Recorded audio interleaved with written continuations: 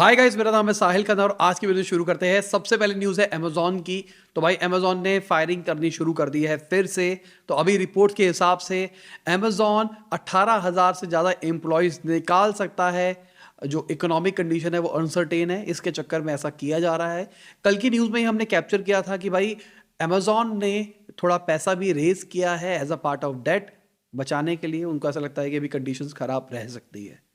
तो आपको क्या लगता है, क्या ग्लोबल कंडीशन इतनी खराब हो रही है जिस लेवल पे फायरिंग हो रही है? क्योंकि अभी जस्ट शुरुआत है, अगर हम बात करके चले इकोनॉमिक कंडीशन खराब होने की, क्योंकि अभी खराब नहीं हुआ है सब कुछ, अभी तो शुरुआत। ऐसा सब एक्सपेक्ट कर रहे हैं। अभी हम बात क्या सुन रहे हैं, अनसर्टेन। जब कंडीशन खराब होगी तो किस लेवल की फायरिंग हो सकती है, ये डरने वाली चीज है अगर देखा जाए तो। अगली खबर मेटा की बात करके चले तो मेटा पे आयरलैंड के अंदर $414 मिलियन का फाइन लगा है प्राइवेसी वॉयलेशन के चलते हुए, कि भाई उन्होंने प्राइवेसी का वॉयलेशन किया है, बेसिकली डेटा लिया है वो जो कि उनको लेना नहीं चाहिए था। अगली खबर माइक्रोसॉफ्ट की जो सीईओ है सत्या नडेला जी, उन्होंने बोला है कि टेक इंडस्ट्री के लिए आने वाले 2 साल बहुत चैलेंजिंग रहेंगे। इसका रीजन क्या इकोनॉमिक कंडीशन वो है या फिर कुछ और है? मुझे पर्सनली लगता है कि सारे टेक प्रोडक्ट्स उतने शायद चैलेंजिंग नहीं रहेंगे। अगर आप नॉर्मल एड बेस्ड मोनेटाइजेशन वाले प्लेटफॉर्म्स की बात करके चलो तो उतना ज़्यादा फर्क नहीं पड़ेगा। या फिर अगर आप कोई सैस हो जो कि B2B टाइप्स है जिसको बिजनेस की जरूरत है, शायद उस पर भी उतना ज़्यादा फर्क नहीं पड़ेगा। जैसे मैं जोहो बुक्स यूज़ करता हूँ, तो जोहो बुक्स यूज़ पहले भी कर रहे थे, आज भी यूज़ कर रहे थे। इकोनॉमिक कंडीशन कितनी भी खराब हो जाए वो यूज़ होता रहेगा। तो मेरे हिसाब से उन टाइप की कंपनियों को फर्क शायद नहीं पड़ेगा। हाँ, ग्रोथ रेट रुक सकती है, पर नेगेटिव की तरफ बहुत सारे बिजनेस शायद ना भी जाए जितना एक्सपेक्ट किया जा रहा है। ये मेरा पर्सनल पॉइंट ऑफ व्यू है। अगली खबर वीमियो की है, तो उन्होंने भी 11% स्टाफ को निकाला है। वही रीजन कहा गया है, अनसर्टेन जो इकोनॉमिक कंडीशंस है वो। अभी ये नया वर्ड बन गया है, अनसर्टेन इकोनॉमिक कंडीशन। कुछ टाइम पहले एक वर्ड हुआ करता था रीस्ट्रक्चरिंग। पहले रीस्ट्रक्चरिंग के नाम पे लोगों को निकाला जाता था, आज के टाइम पे अनसर्टेन इकोनॉमिक कंडीशन के नाम पे लोगों को निकाला जा रहा है। ठीक है ना, टेक्निकल वर्ड का यूज करके लोगों को निकाला जा रहा है, गलत चीज है वैसे। अगली खबर, जो भारत पे के चेयरमैन है रजनीश कुमार जी, उन्होंने बोला है कि लीडरशिप के अंदर कोई क्राइसिस नहीं आया है। देखिए, सबसे पहले अश्विनी ग्रोवर को निकाला गया बहुत बुरा नाम खराब करके। अश्विनी ग्रोवर ने भी सुनाया वहां पे कि भारत पे ऐसा है वैसा है वैसा है। लॉजिकली मुझे पर्सनली भारत पे का पता ही लगा था शार्क टैंक सीजन 1 के बाद में, जब वो आए थे तो मैंने कहा ये कौन सी कंपनी है। तब मुझे जो QR कोड थे कई कई दिखने लगे जिन पे उनका नाम लिखा हुआ था। मैं ये नहीं कर रहा कि पहले उनका प्रोडक्ट यूज नहीं किया होगा मैंने, पर मुझे दिखने लगा अच्छा ये कंपनी है भारत पे, इसकी कंपनी है। तो मेरे दिमाग में एक इमेज करनी शुरू हुई। जब ये छोड़ के गए उसके बाद में पता लगा 2 को फाउंडर है, दोनों को फाउंडर एक एक करके छोड़ के चले गए। तो ऐसा क्या है कि सारे टॉप मैनेजमेंट छोड़ के जा रहे हैं? तो लॉजिकली ये चीज देखा जाए तो सही नहीं है। अगर मैं रजनीश कुमार जी की ही बात करके चलूं तो उनका कहना है कि मैं अश्नीर जैसे लेवल पे नहीं गिर सकता, वो रंग बदलते हैं। गिरगिट बोला है एक तरह से, उन्होंने बोला मैं उनकी तरह रंग नहीं बदलता, मैं हमेशा सेम रहता हूं। अब अश्नीर ग्रोवर ने कुछ टाइम पहले बोला था कि सबसे बड़ी गलती थी हमारी ऑन बोर्ड करना SBI के चेयरमैन इनको, मतलब बेसिकली इन्हीं की बात कर रहे थे वो। तो उसके ऊपर उन्होंने बोला कि मैं ऐसा नहीं करता हूं। और अगर मैं भारत पे के भाई रिवेन्यू की बात करके चलूँ तो 169% बढ़ा है, और जो उनका लॉस है ना वो 5,594 करोड़ पे पहुंच गया है। अरे भाई, इस लॉस की रेट से चलोगे तो जो 3 करोड़ 4 करोड़ की वैल्यूएशन है मेरे हिसाब से कंपनी की, 4-5 करोड़ में 4-5 सालों के अंदर ही तुम लॉस में अपनी पूरी वैल्यूएशन को डिल्यूट कर सकते हो। पर बेसिकली देखा जाए तो इसके पीछे कैच है, जो ऑपरेशनल लॉस है वो सिर्फ 811 करोड़ रुपीस है, मतलब 811 करोड़ है 2021-22 के अंदर। अगर उससे एक साल पहले से कंपेयर किया जाए तो वो 277 करोड़ था। तो लॉजिकली लॉसेस बड़े हैं, पर ये सारी कहानी क्या है, ये प्रेफरेंशियल शेयर का सारा मामला है। तो कुछ कन्वर्टेबल प्रेफरेंशियल शेयर्स ऑफर करे गए थे। कन्वर्टेबल प्रेफरेंशियल शेयर मतलब अगर आप उसको कन्वर्ट कर सकते हो इक्विटी के अंदर, अगर आप नहीं करोगे तो हम आपको पैसे दे देंगे। तो वो टाइम निकल गया, इस चक्कर में उनको वो पैसे देने थे पर वो पैसे नहीं दे पाए। इस चक्कर में ऐसा हुआ, वो एक तरह से उनका एक्सपेंस काउंट हो गया, मतलब लाइबिलिटीज काउंट हो गई। इस चक्कर में वो लॉस दिखाई दे रहा है। ऑल दो इनका कहना है कि इन्होंने, जो उनके CFO है उनका कहना है कि 4 अगस्त मतलब अभी पिछले साल की बात करके चले, उस टाइम पे सबको रेक्टिफाई कर दिया गया है, उस लॉस को जो था उसको रेक्टिफाई करके ये इसके अंदर ले आया। तो इसका मतलब ये है अगर वो लॉस दिखाया उस ईयर में तो इसमें फिर वो प्रॉफिट दिखाएंगे। अगली खबर, federation of all India farmer association ने फाइनेंशियल मिनिस्टर को बोला है कि टबैको की जो क्रॉप है उसको बाकी एग्रीकल्चर की तरह ही ट्रीट करना चाहिए।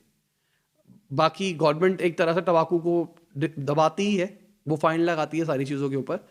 आपका क्या पॉइंट ऑफ व्यू है कि ऐसा करना चाहिए नहीं करना चाहिए? मेरे हिसाब से नहीं करना चाहिए, मेरा पॉइंट ऑफ व्यू। अगली खबर इंडिया की जीडीपी की है। तो इंडिया की जीडीपी 2047 तक पहुंचते पहुंचते $20 ट्रिलियन की हो जाएगी, ऐसा इकोनॉमिक एडवाइजर काउंसिल ने बोला है प्राइम मिनिस्टर को। बहुत बड़ी बात है अगर इतनी पहुंच जाएगी, अच्छी बात है, बहुत अच्छी बात है। अगर ऐसा होगा तो मैं तो बहुत खुश रहूंगा, मजा आएगा, हम भी उसी के पार्ट रहेंगे। अगली खबर, कैबिनेट ने अप्रूव कर दिया है 19,744 करोड़ का नेशनल ग्रीन हाइड्रोजन मिशन। तो भाई सिंपल सी बात, कहा जा रहा है कि 6 लाख से ज़्यादा जॉब प्रोड्यूस होगी। गवर्नमेंट का गोल है कि बहुत सारी ग्रीन हाइड्रोजन बनानी है, तकरीबन 5 मिलियन मेट्रिक टन पर एनम बनानी है। ये उनका मिनिमम टारगेट है इस मिशन से। अब इसके लिए सब्सिडीज दी जाएगी, बहुत सारे बेनिफिट दिए जाएंगे। और अंबानी जी ने पहले ही अनाउंस किया था, तो अंबानी जी का फोकस रहने वाला है जो उनका $75 बिलियन का ग्रीन एनर्जी प्लांट है उसके ऊपर आने वाले 15 सालों तक। तो भाई मुझे पर्सनली रिलायंस की ये विजन बहुत अच्छी लगती है, जहां पे वो फ्यूचर पहले से देख लेते हैं और वो आगे बढ़ते रहते हैं। बाद में वो चीज़ें होती है, जैसे जियो रेवोल्यूशन की हम बात करके चले, किसी भी चीज़ की बात करके चले, तो बहुत पहले बहुत लंबी विजन के घोड़े हैं। तो आज वो ग्रीन एनर्जी की बात कर रहे हैं, 10-15 साल के बाद होगा, वो आज से उसी की तैयारी कर रहे हैं। तो 10-15 साल के बाद जब उसकी मार्केट बनेगी ना, तब वो बहुत बड़े प्लेयर होंगे। ये होता है बिजनेस का सेंस। अगली खबर, जो मामा अर्थ की गजल अलग है, उन्होंने बोला है कि हमारी जो वैल्यूएशन आईपीओ के अंदर कोट की जा रही है 24,000 करोड़ रुपीस, वो ऐसा नहीं है। बेसिकली हमने जो अपनी फाइलिंग करी थी उसके अंदर हमने कोई वैल्यूएशन डिसाइड नहीं करी, हमने लिखा नहीं हमारी वैल्यूएशन कितनी है। अभी के टाइम पे क्रिटिसाइज ये किया जा रहा है जो इनका अर्निंग टू प्राइस रेशियो है वो 1714x है। मतलब आपने 1 करोड़ रुपए कमाया और आप अपनी वैल्यूएशन इतने टाइम्स मांग रहे हो, जो कि बहुत ज्यादा है। अभी के टाइम पे हम शार्क टैंक देख रहे हैं, उसके अंदर ये प्रॉफिट का मैंने जो कैलकुलेट करके देख रहा था, एवरेज देख रहा था प्रॉफिटेबल कंपनी पे 12 से 15x ऑफ प्रॉफिट के ऊपर ये ऑफर कर रहे हैं, जो कि बहुत गलत है मेरे हिसाब से। तुम अपने स्टार्टअप्स में तो हजारों मांगो, बाकी को इतना कम दो। मेरे हिसाब से एक प्रॉफिटेबल स्टार्टअप की अगर हम बात करके चले, अगेन डिपेंड करेगा कंडीशन टू कंडीशन, पर मेरे हिसाब से कम 25 से 30x तो मिलना ही चाहिए। ये मेरा पर्सनल ओपिनियन है। Again business to business depend करेगा, मार्केट साइज पे मैटर करेगा और किस तरीके का उनका रन रेट चल रहा है। अब थोड़ा टेक्निकल हो गया, सीरीज बनाऊंगा इसके ऊपर, तब समझाऊंगा सारी की सारी। प्रेफरेंशियल शेयर वाली भी जो आती है ना, वो सारे के सारे बातें बताऊंगा उस सीरीज के अंदर। अगली खबर एलॉन मस्क की है। तो एलॉन मस्क ने बोला है कि 12 महीने पहले मैं पर्सन ऑफ द ईयर था, अब मुझे सबके सब क्रिटिसाइज कर रहे हैं क्योंकि मैंने $200 मिलियन लूज कर दिए है। तो बेसिकली उनके सारी जिन जिन कंपनियों में इन्वेस्ट कर रखा, बेसिकली टेस्ला के शेयर्स बहुत ज़्यादा घटे हैं। तो टेस्ला के शेयर्स घटने की वजह से इनकी नेटवर्थ घटी है। टेस्ला के शेयर्स पहले बढ़े थे, इनकी नेटवर्थ बढ़ी थी, बस सीधा सा लॉजिक यही है।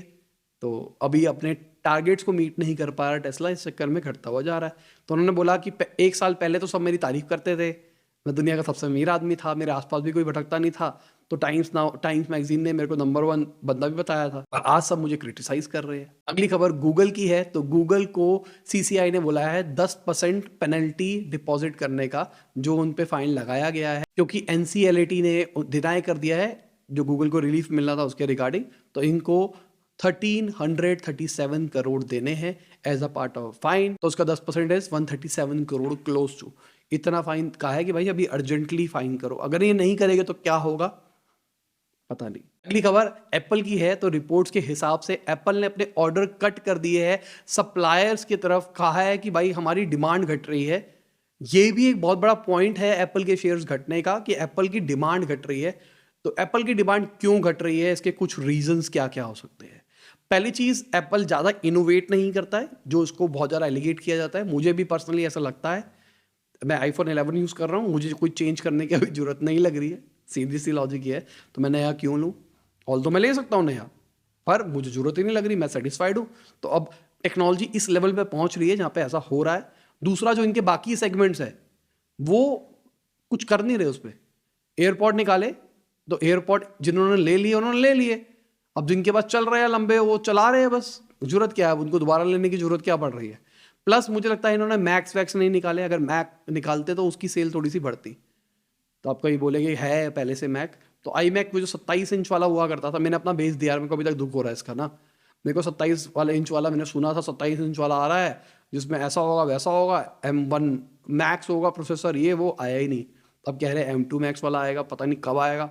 मेरे को चाहिए भाई आई मैक। अब ये कई लोगों को शायद समझ में नहीं आएगा, एप्पल का कंप्यूटर है जो डेस्कटॉप ग्रेड वो जो पावरफुल कंप्यूटर देता है, 5K मॉनिटर होता है, बड़ी स्क्रीन, मज़ा आता है यूज़ करने में, तो उसकी बात कर रहा हूँ मैं। अगली खबर सेल्स फोर्स की है। तो सेल्स फोर्स ने अपने 10% स्टाफ को निकाला है और अपने कुछ ऑफिस के ऊपर ताला भी लगा दिया है। अगेन इनका भी यही कहना है कि भाई अनसर्टेन कंडीशन है, हमने कोविड के टाइम पे बहुत ज़्यादा स्केल कर लिया था, अभी के टाइम पे हम संभाल नहीं पा रहे हैं, तो इस चक्कर में हमको ऐसा करना पड़ रहा है। अगली खबर बायजूस की है। तो बायजूस की जो फाउंडर है वो अपने 15% स्टेक्स को बाय बैक कर सकते हैं रिपोर्ट्स के हिसाब से। जो उनकी होल्डिंग होने वाली है वो 40% तक ले जाने का प्लान कर रहे हैं अपनी कंपनी के अंदर। बहुत बड़ी चीज़ है अगर देखा जाए तो। अब कहानी ये है कि पैसा कहाँ से आएगा, पैसा आएगा जो उनके पास करंट स्टेक्स पड़े हैं ना, उसको गिरवी रख के लोन लेंगे और उस लोन के भी पे अपनी और इक्विटी बढ़ाएंगे। तो शायद उनको लगता है कि मेरे बिजनेस में और ज़्यादा पोटेंशियल है जो इस लेवल पे वो कर रहे हैं। तो आपको लगता है क्या IPO निकालेंगे, ये उसी की तैयारी चल रही है? क्योंकि इंडिया में तो बहुत लोग क्रिटिसाइज करते हैं, पर नंबर देखो ना आप, सारी सीधी बात। अगर कोई कंपनी का मालिक अपनी कंपनी के शेयर की होल्डिंग बढ़ा रहा है तो कुछ तो उसको दिख रहा होगा, कोई तो बहुत बड़ा रीज़न होगा जो वो कर रहा है। क्योंकि लास्ट टाइम अगर मुकेश अंबानी जी की बात करके चलूँ, जब उन्होंने किया था 800 साढ़े 800 रुपये शेयर पहुंचा था कोविड के आसपास पे, तब उन्होंने ऐसा किया था कि भाई मैंने अपने शेयर्स खरीद रहा हूँ। उसके बाद हमने देखा था एक लाइन लगा दी थी उन्होंने फंडिंग की, कि हमने इस पे फंडिंग ली, इससे भी फंडिंग ली, इससे भी फंडिंग ली, इससे भी फंडिंग ली। हर दूसरे दिन खबर आ रही थी फंडिंग की। तो बायजूस मैं ये नहीं कह रहा कि फंडिंग की खबर आएगी, तो कुछ तो हो रहा होगा जो ऐसा हो रहा है। बस कई लोग समझते हैं, कई लोग नहीं समझते, ये बिजनेस वाली बात है। अगली खबर, रिपोर्ट्स के हिसाब से जो नेक्सस वेंचर है वो $700 मिलियन रेज कर रहा है टेक स्टार्टअप में इन्वेस्ट करने के लिए। तो अगर आप टेक स्टार्टअप बिल्ड कर रहे हो, ऑल्दो कई लोगों को कहना है कि ये टाइम अच्छा नहीं है टेक स्टार्टअप शुरू करने का, पर अगर आप बिल्ड करने का सोच रहे हो तो नेक्सस वेंचर आपके लिए। पर मुझे लगता है कि इनिशियल फेजेस के अंदर उतनी ज़्यादा फंडिंग की दिक्कत शायद नहीं आएगी। कई लोग भाई मुझे अपनी पिच डेक भेजते हैं आइडिएशन स्टेज वाली, प्लीज़ भाई ऐसा मत किया करो, कुछ रेवेन्यू हो, तुम्हारा बिजनेस कुछ प्रूफ हो रखा हो, तब भेजा करो पिच डेक, तब समझ में आता है। आइडिया है मैं तोड़ दूंगा, मैं ये कर दूंगा, वो सेंस नहीं है ना। अपना भी टाइम वेस्ट कर रहे हो, मेरा भी टाइम वेस्ट कर रहे हो, और किसी और अगर इन्वेस्टर को भी भेज रहे हो तो अपना उसका भी टाइम वेस्ट कर रहे हो। अगली खबर वॉलमार्ट की है। तो वॉलमार्ट पे $1 बिलियन का टैक्स लगाया है जब से उन्होंने फोन पे का हेडक्वार्टर इंडिया के अंदर शिफ्ट किया है। और रिपोर्ट्स की बात मान के चले तो प्री मनी वैल्यूएशन $12 बिलियन की हो सकती है। $12 बिलियन की वैल्यूएशन, वाह बढ़िया है, अच्छी बात है अगर देखा जाए। अगली खबर, एक सर्वे कंडक्ट किया गया जहां पे पूछा गया लोगों से कि आप अपने पैसों को कहां पे इन्वेस्ट करोगे। तो 16% लोगों ने रियल एस्टेट की बात करी, और अगर आप देखोगे पूरी लिस्ट के अंदर कहां पे लोगों ने इन्वेस्टमेंट की बात करी है, 10% लोग तो नॉट श्योर थे और 20% ने ये बोला कि वो इन्वेस्ट ही नहीं करेंगे। तो ये देखा जाए तो बहुत बड़ी चीज़ है मेरे हिसाब से। 5% ने कहा है गोल्ड के अंदर। मुझे ऐसा पर्सनली लगता है, मेरा पर्सनल ओपिनियन है, अगर रिसेशन की तरफ जाते हैं तो गोल्ड में इन्वेस्ट करना एक अच्छा ऑप्शन हो सकता है। बाकी प्रॉपर्टी और बिजनेस में इन्वेस्ट तो मैंने करता रहता हूँ। अगली खबर, डीलर्स के हिसाब से जो इंडिया का पाम ऑयल इंपोर्ट है वो 94% ईयर ऑन ईयर बढ़ा है, रिकॉर्ड हाई पहुंच गया है। दिसंबर के महीने के अंदर 1.1 मिलियन टन्स इंपोर्ट किया गया है। और कहा जा रहा है इसका सबसे बड़ा रीजन ये है कि बहुत अच्छे डिस्काउंट्स मिल रहे थे इसलिए ले लिया गया है। तो सिंपल सी बात, डिस्काउंट मिलेगा तो ले लो। अगली खबर यूपी गवर्नमेंट की है। तो उन्होंने 8 नए MOU साइन किए हैं 19,265 करोड़ के US और कनाडा की कंपनी से। भाई धड़ल्ले से MOU साइन कर रहे हैं ये। देख लो पिछले एक हफ्ते की न्यूज, समझ में आ जाएगा किस लेवल पे MOU साइन कर रहे हैं। कभी किसी कंट्री की MOU हो रहे हैं, कभी कितने के हो रहे हैं, कभी किसी के हो रहे हैं। अगली खबर, इसरो और माइक्रोसॉफ्ट कोलैबोरेट करेंगे सपोर्ट करने के लिए इंडियन स्पेस टेक स्टार्टअप्स को, और ये अच्छी चीज है। मुझे पर्सनली लगता है कि बहुत ज़्यादा अपॉर्चुनिटी है इंडियन स्पेस स्टार्टअप्स के अंदर। अगली खबर ओला की है। तो ओला 10,000 ईवी कैब्स को रोल आउट करने वाला है और इनका कहना है कि पहले बेंगलुरु के अंदर 1000 कैब्स का टेस्ट करके देखेंगे और वो ड्राइवर्स होने वाले हैं जो पूरा पूरा एश्योरेंस देते हैं, इनके 5 स्टार्स होते हैं। तो देखते हैं क्या होता है क्या नहीं होता। कहते हैं कैंसिलेशन भी नहीं होगी, ये भी नहीं होगा, वो भी नहीं होगा, आपको सारे बेस्ट फीचर्स मिलेंगे। Let's see.